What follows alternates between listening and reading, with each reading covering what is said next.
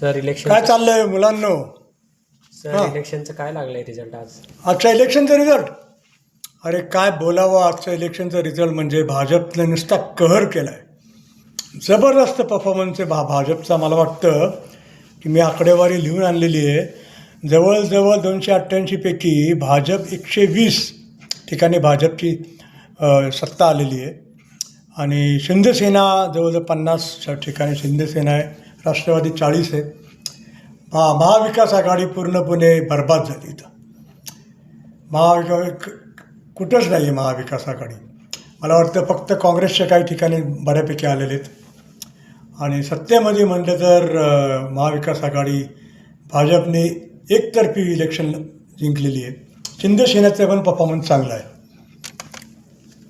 मग अजून मला असं वाटतं की शेवटपर्यंत जेव्हा निकाल लागो संध्याकाळी, तेव्हा भाजपच एक नंबर पक्ष असणार, याच्यात काय डाऊटच नाही.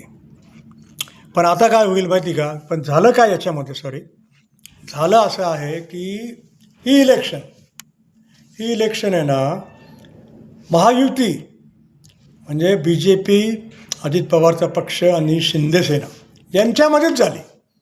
महाविकास आघाडीचे नेते नव्हते. सकपाळ शिवाय दुसरा नेता कुठंच कॅम्पेनिंग केलं नाही त्यांनी. फक्त मला वाटतं हर्षवर्धन सकपाळने 70 ठिकाणी कॅम्पेनिंग केलं.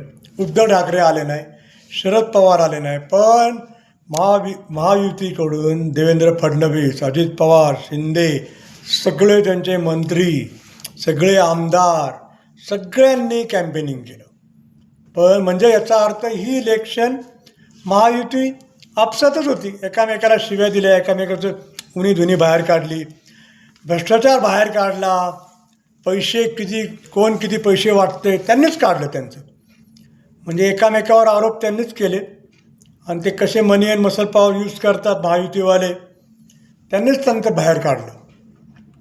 महाविकास आघाडीचं कशातच काय नाही, ते लढलेच नाही. आता एकनाथ शिंदे म्हणते बघा, काही लोक तर घरी बसलेले होते, आम्ही तर मैदानात होतो.